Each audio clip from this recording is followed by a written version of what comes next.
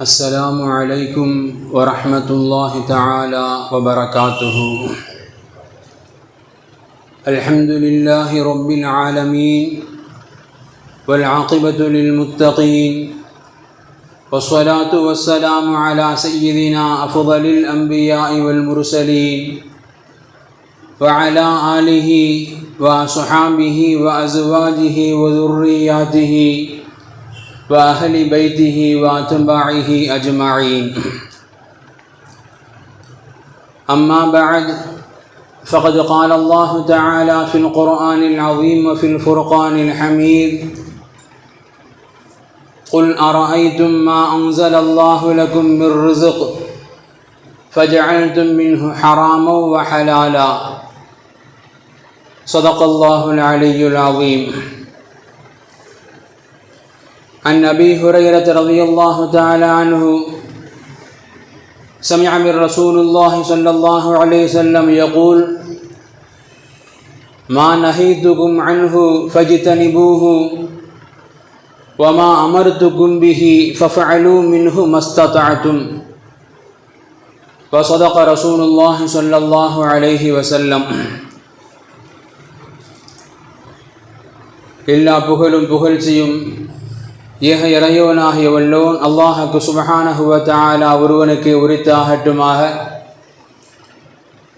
அவனது இறுதி தூதர் ஹாத்தமுன் நபி முஹம்மதுன் ஸல்லல்லாஹு அலைஹி வஸல்லம் அன்னவர்கள் மீதும் அன்னாரது வாழ்க்கை வழிமுறைகளை தங்களது வாழ்வின் எல்லா நிலைகளிலும் கடைபிடித்து வந்த உத்தம சத்திய ஸஹாபாக்கள், தாபிஈன்கள், தபஉ தாபிஈன்கள், அக்தாபுகள், அவுலியாக்கள், நல்லோர்கள், நாதாக்கள்,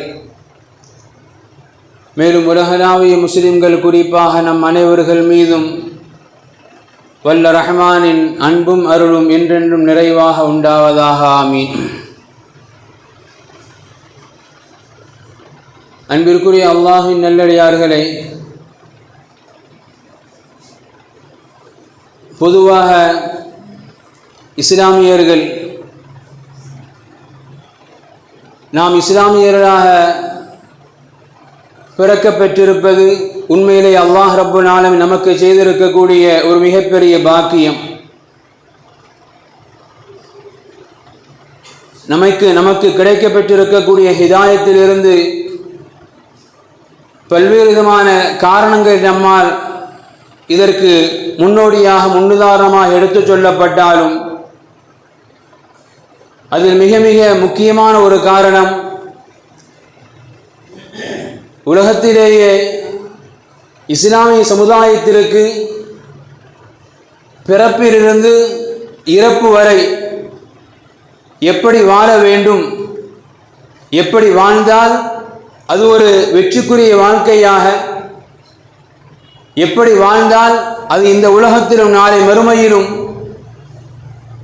லாபத்திற்குரிய ஒரு வாழ்க்கையாக வாழ முடியும் என்கின்ற ஒரு வழிகாட்டுதலை பெற்றிருக்கக்கூடிய ஒரே சமுதாயம் இந்த உம்மத்தி முஹம்மதியா தான், இந்த இஸ்லாமியர்கள் தான். காரணம், அல்லாஹ் சுப்ஹானஹு வ தஆலா ஒரு மனிதன் எப்பொழுது கலிமா சொல்லி முஃமினாக மாறிவிடுகின்றானோ அந்த மனிதனுக்குண்டான வாழ்வியல் எப்படி அமையப்பெற வேண்டும் என்கின்ற வழிகாட்டுதலையும் அல்லாஹ் தஆலா பொறுப்பேற்றுக் கொள்கின்றான். உலகத்தில் வேறு எந்த சமுதாயத்தினருக்கும் வேறு எந்த சமூகத்திற்கும் இப்பேற்பட்ட ஒரு சிறப்பு என்பது ஒருபோதும் அவர்களால் காட்டிவிட முடியாது. அப்படி இருக்கும் என்று சொன்னாலும் அதில் நிறைய கொள்கை முரண்கள், நிறைய காலத்திற்கேற்ற மாறுபாடுகள் கண்டிப்பாக இருப்பதை நம்மால் உலக வாழ்க்கையில் யதார்த்தமாக காண முடியும். அப்பேற்பட்ட ஒரு தெளிவான ஒரு வாழ்க்கை வழிமுறையை காட்டி தந்திருக்கக்கூடிய இந்த இஸ்லாமிய மார்க்கம், நபிகள் பெருமானார் ஸல்லல்லாஹு அலைஹி வஸல்லம் அன்னவர்கள் தனது வார்த்தைகளில் மிக தெளிவாக இந்த சமுதாயத்திற்கு இப்படி சொல்லித் தருவார்கள்: ஒரு இஸ்லாமியன் எப்படி வாழ்ந்தால் இஸ்லாமியனாக வாழ முடியும் என்பதற்குண்டான ஒரு அளவுகோலை நபிகள் பெருமானார் மிக இலகுவாக இந்த சமுதாயத்திற்கு சொல்லித் தருவாங்க. மா நஹைத்துக்கும் அன்ஹு ஃபஜ்தனிபூஹு, நான் உங்களை எந்தெந்த காரியங்களை விட்டெல்லாம் விலகி இருக்க சொல்கின்றேனோ, தவிர்த்து இருக்க சொல்கின்றேனோ, பாதுகாப்பாக இருக்க சொல்கின்றேனோ, அப்பேற்பட்ட எல்லா காரியங்களை விட்டும் உங்கள் வாழ்க்கையை நீங்கள் பாதுகாத்துக் கொள்ளுங்கள், தவிர்த்து கொள்ளுங்கள். அடுத்து நபிகள் பெருமான் சொல்றாங்க, வமா அமர்த்துக்கும் பிஹி ஃபஃஅலு மின்ஹு மஸ்ததஅதும்.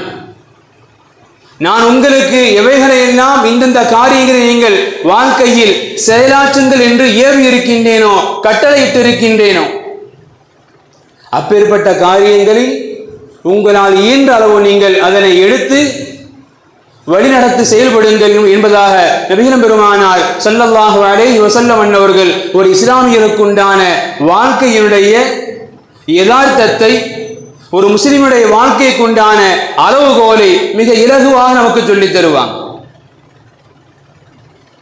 ஒரு முஸ்லிம் எப்படி வாழ்ந்தால் முஸ்லிம், ஷரியத், நபிகள் பெருமானார் ஸல்லல்லாஹு அலைஹி வஸல்லம் அவர்கள் எதை நமது வாழ்க்கையில் பின்பற்ற சொல்கின்றார்களோ, எடுத்து நடக்க சொல்கின்றார்களோ அதை எடுத்து நடப்பதும், எதை தவிர்த்திருக்க சொல்கின்றார்களோ அதை தவிர்த்திருந்தாலே போதும் ஒரு முஸ்லிமுடைய வாழ்க்கை என்பது முழுமை பெற்ற வாழ்க்கையாக, ஈடேற்றத்திற்குரிய வாழ்க்கையாக அமைய பெறும் என்பதை நபிகள் பெருமானார் ஸல்லல்லாஹு அலைஹி வஸல்லம் அவர்கள் தனது வார்த்தைகளில் மிக தெளிவாக சொல்லி காட்டுவாங்க.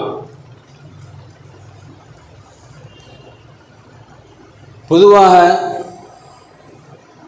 இந்தியா போன்ற பல்வேறு விதமான பன்முகத்தன்மை கொண்ட பல்வேறு சமயத்தவர்களோடு கலந்து வாழக்கூடிய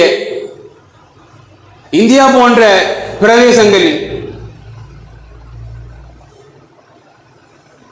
நம்முடைய வாழ்க்கை முறை என்பது, குறிப்பாக இஸ்லாமியர்களுடைய வாழ்க்கை முறை என்பது இஸ்லாம் வகுத்து தந்த வழிமுறையில் தான் வாழப்படுகின்றதா என்கின்ற கேள்வி முன்னிறுத்தப்படும் என்று சொன்னால், இன்னைக்கு எல்லோரோடும் கலந்து வாழ பழகிவிட்ட ஒரு உலகில் இஸ்லாமியர்களை பார்த்து மாற்றார்கள் மாறியிருந்தால் அல்ஹம்துலில்லாஹ் பெருமைக்குரியது. ஆனால் மாற்றார்களுடைய கலாச்சாரத்தை, நடைமுறைகளை பார்த்து இஸ்லாமியர்கள் மாறி போயிருப்பது உண்மையிலே வேதனை குறித்தானது. இன்னைக்கு நிறைய பெருசாக போக வேண்டாம், சின்ன விஷயத்தையும் ஆரம்பிப்போம். வெறும் ஆடை கலாச்சாரம், வெறும் ஆடை கலாச்சாரம். இஸ்லாமியர்களுக்குண்டான ஆடை என்பது அல் குர்ஆன், அண்ணன் பெருமானார் ஸல்லல்லாஹு அலைஹி வஸல்லம் அவர்கள் எந்த அளவிற்கு கண்ணியத்திற்குரிய ஆடை கலாச்சாரத்தை, எந்த அளவிற்கு கண்ணியமான ஆடை கலாச்சாரமாக இஸ்லாமியர்களுக்கு இஸ்லாம் போதித்திருக்க, ஆனால் ஆடை கலாச்சாரத்தில் இன்றைய இஸ்லாமிய சமுதாயமும் எவ்வளவு தூரங்கள் பின்தங்கி போய் இருக்கின்றோம் என்கின்ற ஒரு சிந்தனை உண்மையிலேயே நாம் கொஞ்சம் யோசித்து பார்க்க வேண்டும். அல்ஹம்துலில்லாஹ் ஹிஜாபோடு பேணுதலோடு வாழக்கூடிய தாய்மார்கள், சகோதரிகள் இருக்கின்றார்கள், பெருமைக்குரிய விஷயம்தான். ஆனால் அதே வேளையில் ஹிஜாபு மாத்திரமல்ல, அவங்க ஹிஜாபை மட்டும் கலட்டல்ல, மாறாக கையில்லாத ஆடைகளை உடுத்தக்கூடிய எத்தனையோ தாய்மார்கள் சமுதாயத்தில் காணப்படுகின்றது. ஆடை போட்டிருக்கிறாங்க, நெஞ்சுக்கு மேல ஷார்வை பொருத்தப்படாத, மேல் துணி பொருத்தப்படாத எத்தனையோ தாய்மார்கள் 40, 30, 10 பாட்டி, மக, பேத்தி 3க்கும் ஒரே ஆடை கலாச்சாரம். எப்படி ஏத்துக்க முடியும் இதை? திருமறை அல்லாஹ் ரப்பல் ஆலமீன் நம்மை நோக்கி இப்படி ஒரு கேள்வி அல்லாஹ் முன் வைப்பான்.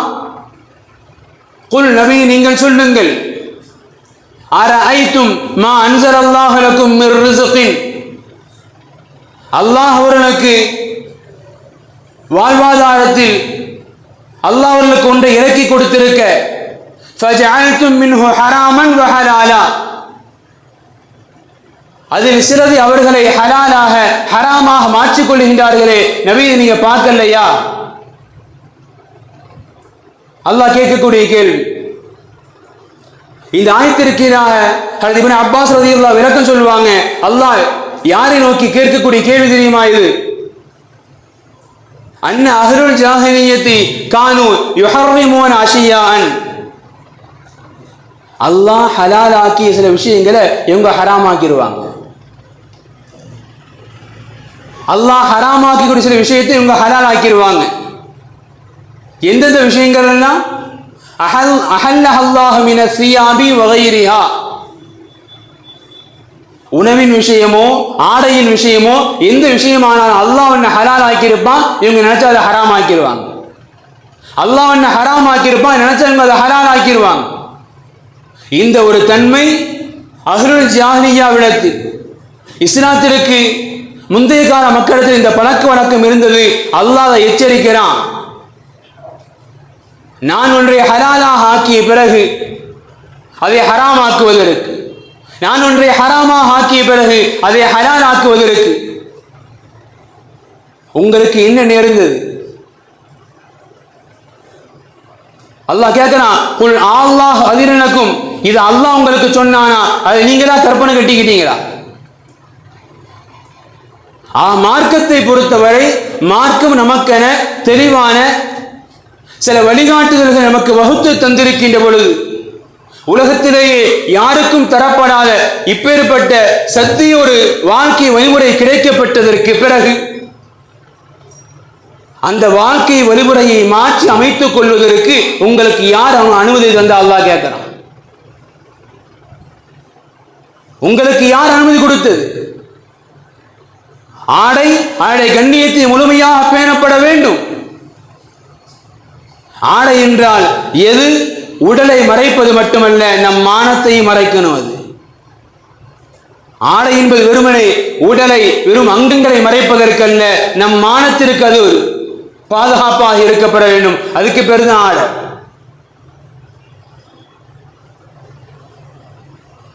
இன்று ஆடை என்கின்ற பெயரில் அனாச்சாரங்களை, கண்டவர்களுடைய பழக்க வழக்கங்களை தம்மின் மீது திணித்துக் கொண்டு, இன்னைக்கு இதெல்லாம் தப்பா சொல்ல முடியுமாங்க?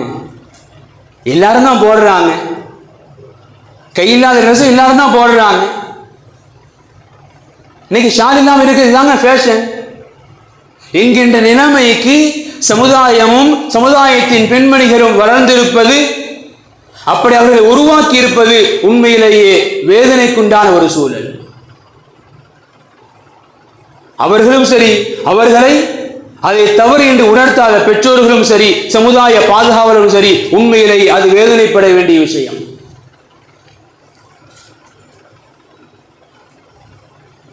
அதுபோல் இன்னைக்கு சமுதாயத்தில் பாவமாக கருதப்படாமலே மாறி இருக்கக்கூடிய பல்வேறு விஷயங்களில் மற்றொன்று வட்டி. பாவம் என கருதப்படாமல் இன்னைக்கு அதெல்லாம் தவிர்த்திருக்க முடியுமா? இன்னைக்கு அதெல்லாம் வாங்காம வாழ முடியுமா? இன்னைக்கு யாரும் அதை வாங்காம இன்னைக்கு தொழில் செய்யறான் என்பது போன்ற வாதங்களை முன்வைத்து பிறர்களை போன்று நாம் வாழலாம் என்கின்ற ஒரு கோட்டைக்குள், ஒரு மனக்கோட்டைக்குள் நம்மை நாமே புகுத்திக் கொள்வது உண்மையிலேயே அல்லாஹ் ரசூல் நம்மை தடுக்கக்கூடிய, மற்றொரு வார்த்தைகள் சொல்ல வேண்டும் என்று சொன்னால், ஆபத்தை நோக்கி சமுதாயம் பயணிக்கக்கூடிய வழிமுறைகள் இது மிக மிக கேடான ஒரு வழிமுறை. அதுபோல சமுதாயத்தில் இன்னைக்கு மிக மிக எச்சரிக்கையோடு சொல்லப்பட வேண்டிய ஒரு விஷயம், சமுதாயம் இன்னைக்கு எதிரெல்லாம் ரொம்ப பாராமுகமாக இருந்து வருகின்றோம். காரணம், நம்மை சுற்றி இருக்கக்கூடிய எல்லோரும் இதெல்லாம் நீங்க சகஜமா செய்யறாங்க, இதெல்லாம் நீங்க நம்மால பார்க்க முடியாது, நாமளும் அப்படித்தான் வாழ்ந்தாகணும் என்கின்ற ஒரு பெயரில் இஸ்லாமிய அடையாளங்களை இழந்து வரக்கூடிய சில செயல்பாடுகளில், நமது பண்பாடுகளை அழித்து வரக்கூடிய சில செயல்பாடுகளில் முக்கியமாக ஆடை கலாச்சாரமும் வட்டி போன்ற பிரச்சனைகள், அதற்கு பிறகு சினிமாக்கள் ஒரு காலம் இருந்தது. சினிமா இந்த இஸ்லாமிய சமுதாயத்திடம் அது தவறு, அது பாவம் என்று சொல்லி வளர்க்கப்பட்ட சமுதாயம். சினிமா அது தவறு, பாவம் என்று சொல்லி வளர்க்கப்பட்ட சமுதாயம். சிறிது காலத்திற்கு பிறகு சில பேர் பார்க்க ஆரம்பிச்சாங்க. எப்படி பார்ப்பாங்க? போவாங்க, யாருக்கும் தெரியாது, மறைமுகமா போவாங்க, ஆனா யாருக்கும் தெரியாது, மறைமுகமா. எப்பொழுது ஒவ்வொரு வீட்டிற்கும் தொலைக்காட்சிகள், டிவி பெட்டிகள் வந்ததோ, அதிலும் குறிப்பாக இன்றைய இணையதள வசதிகள் கொண்டதற்கு பிறகு இன்னைக்கு சினிமா என்பதெல்லாம் பாவம் என்கின்ற நிலையை கடந்து அது ஒரு பொழுதுபோக்கு. பாவம் என்கின்ற நிலையை கடந்து அப்படி சொல்லப்படுவதற்கு ஆட்கள் இல்லாமல், அப்படி சொல்லப்பட்டாலும் அதெல்லாம் ஒரு பெரிய விஷயம் இல்லை என்று கடந்து போகக்கூடிய அளவிற்கு இன்னைக்கு சினிமாவுடைய மோகங்கள் நம்மளை எப்படி மாற்றி வச்சிருக்குதுங்க. ஒவ்வொரு வீட்டிலும் இளைஞன் இருப்பான், ஒரு சினிமா ஸ்டாருக்கு பின்னாடி ரசிகனாக. ஊருடைய எல்லைகளில் அந்த ஸ்டாருக்கு போர்டு இருக்கும், ரசிகர் மன்ற போர்டு இருக்கும், அதில் நம்மளுடைய பெயர், அது நம்மளுடைய பெயர் பெருமையா. எந்த சமுதாயத்தில் சினிமா என்பது ஹராம் என்பதாக பாவிக்கப்பட்டதோ, அது பாவம் என்பதாக கருதப்பட்டு வந்ததோ, அந்த சூழ்நிலைகள் மாறி சினிமா அது சகஜமான ஒன்றுதான். எந்த அளவுக்கு அந்த சினிமா ஸ்டாருக்கு நாம ரசிகராக கூட இருக்கலாம், அதெல்லாம் தப்பு இல்லை, அவனுக்கு கொடி பிடிக்கலாம் என்கின்ற ஒரு சிந்தனைக்கு இன்னைக்கு செயல்படுத்தி இருக்கு. சினிமாவை குறித்து நாம் இன்று பேச வேண்டிய தேவை என்ன தெரியுமா?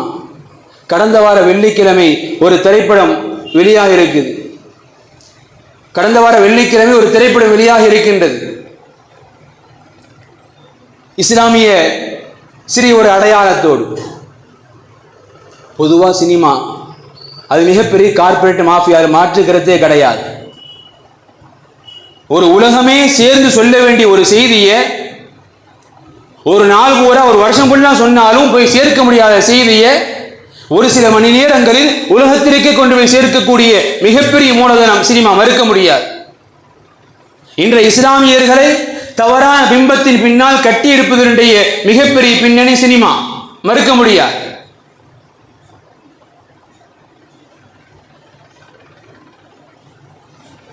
இஸ்லாமியர்களை தீவிரவாதியாக காட்டியே சம்பாதித்தவர்கள், வளர்ந்தவர்கள். அப்படிப்பட்ட சினிமாவில் சில நேரங்களில் இஸ்லாமியர்கள் நல்லவர்களாக, இஸ்லாமியர்களை மனிதாபிமானம் உடையவர்களாக, இஸ்லாமியர்களை தீவிரவாதத்திற்கு எதிரானவர்களாக இப்படியெல்லாம் காட்டியிருக்கக்கூடிய சில சினிமாக்களும் வந்திருக்குது, வரவேற்கிறோம். இன்னைக்கு நாம முக்கியமா சொல்ல வேண்டிய செய்தி என்ன தெரியுமா? இதுவரை புது சமூகங்களோடு கலந்துவிட்ட இஸ்லாமிய சமுதாயம் சினிமாவை தவிர்ப்பவர்கள் லட்சத்தில் ஒரு ஆள் இருந்த அதிசயம், அவ்வளவுதான்.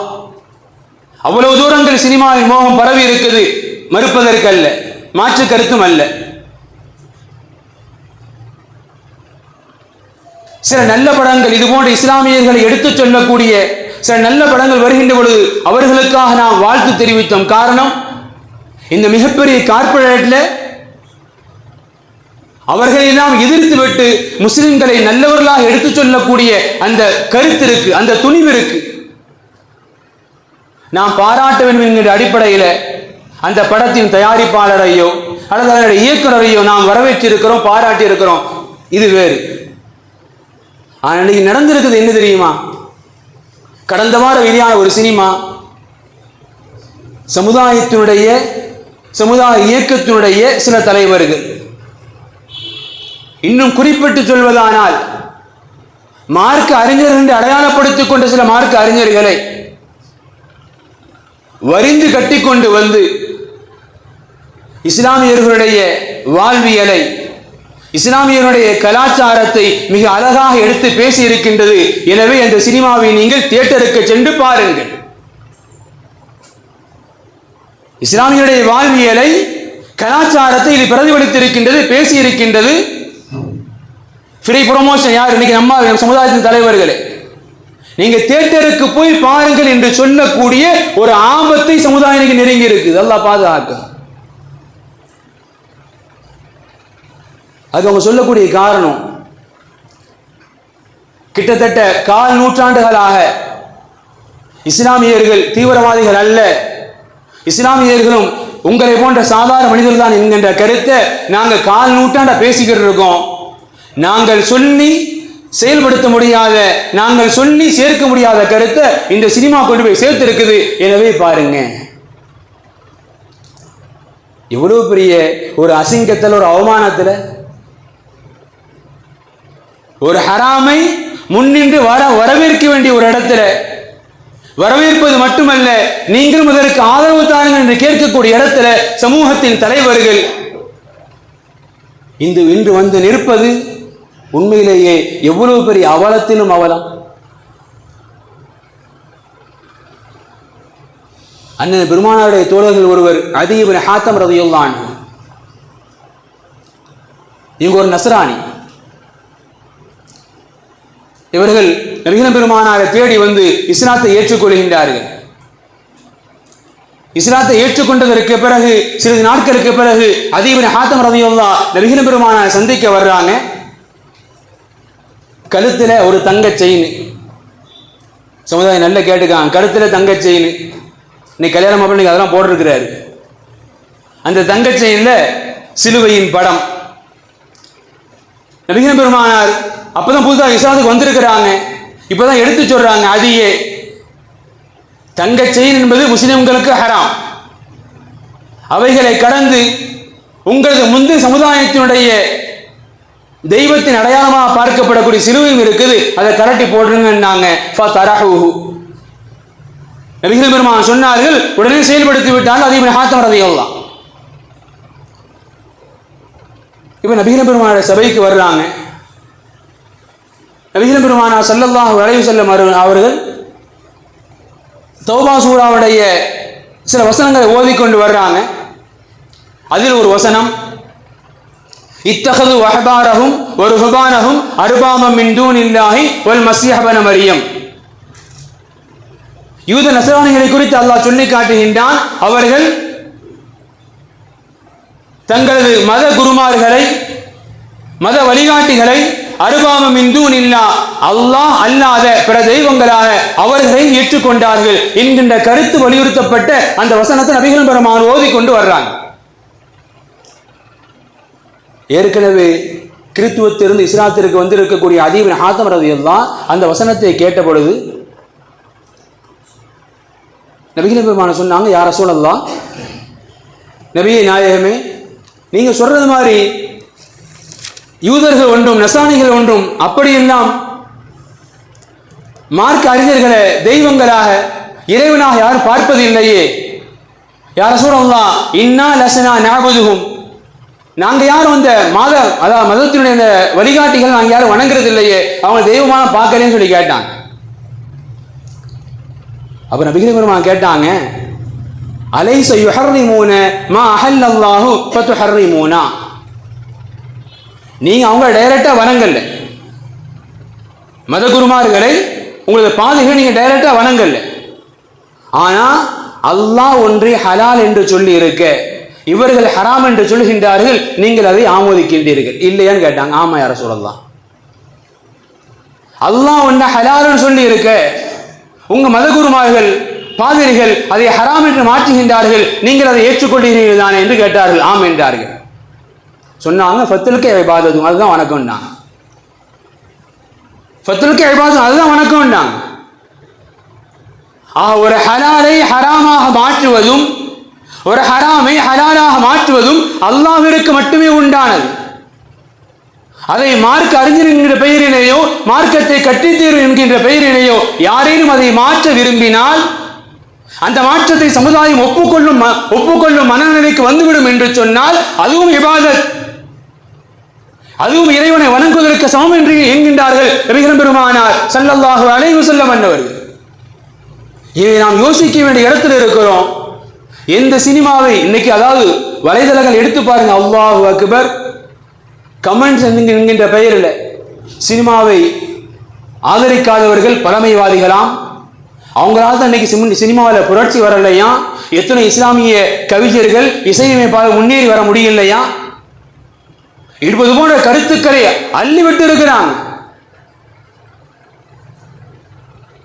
ஒன்றை நாம் இறுதியாக விளங்கிக் கொள்வோம். மார்க்கம் இந்த ஆயத்திற்கும் இந்த ஹதீஸிற்கும் முன்னால் இமாம்கள் தரக்கூடிய செய்தி ஆழமாக புரிந்து கொள்ள வேண்டிய செய்தி. இன்னைக்கு சமுதாயத்தில் கண்டிப்பாக நிறைய ஹலால் ஹராமுடைய விஷயங்கள்ல பேணுதல் இல்லாமல் இருக்கிறோம். அல்லாஹ் பாதுகாக்கணும். நமக்கு மார்க்கம் சொல்லித் தரக்கூடிய கடைசி பட்ச நிலைமை என்ன தெரியுமா? இன்னைக்கு வட்டி நிறைய இஸ்லாமியர்கள் வாங்குறாங்க. ஆடை போன்ற கலாச்சாரங்கள், சில இடங்களில் ஹராமான உணவுகளை எடுத்துக்கொள்ளக்கூடிய சூழ்நிலை. மார்க்கம் கடைசியாக எச்சரிக்கை நமக்கு ஒன்று தருது.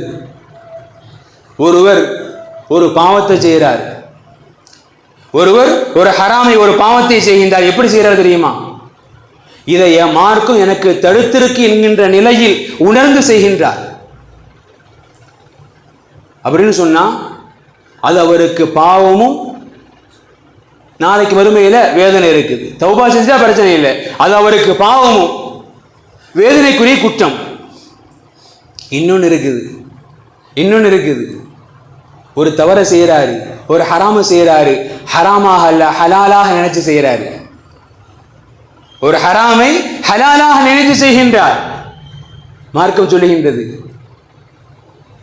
ஹராமை எப்பொழுது ஹலாலாக்க துணிந்து விட்டாயோ, அல்லது ஹலாலை எப்பொழுது ஹராமாக்க துணிந்து விட்டாயோ, நீ இஸ்லாத்திலிருந்து வெளியேறி செய்கின்றார் என்பதை நினைவில் வைத்துக்கொள். ஹராமு தான் செய்யறோம், அல்லாஹ் தடுத்திருக்காங்கிற வருத்தத்தோடு செய்யறோம், அது பாவம் மட்டும்தான். ஆனால் ஒரு ஹராமை ஹலாலாகவோ ஒரு ஹலாலை ஹராமாகவோ மாற்றக்கூடிய இடத்திற்கு நீ வந்து விட்டால் ஒன்றை புரிந்து கொள், நீ இஸ்லாத்திலிருந்து வெளியேறி செல்கின்றாய். காரணம், ஹராமை ஹராம் என்று உணர்ந்திருப்பவர், பாவத்தை பாவம் என்று உணர்ந்திருப்பவர் தௌபாவிற்குண்டான கடைசி ஒரு சந்தர்ப்பம் உண்டு. ஆனால் உணராதவருக்கு, இந்த சமூகத்தினுடைய மேம்பட்ட அறிவாளிகளாக தங்களை காட்டிக்கொள் நினைப்பவர்கள் இன்னைக்கு அந்த நிலைமைக்கு தான் வந்திருக்கிறாங்க. போய் தியேட்டருக்கு போய் பாருங்க.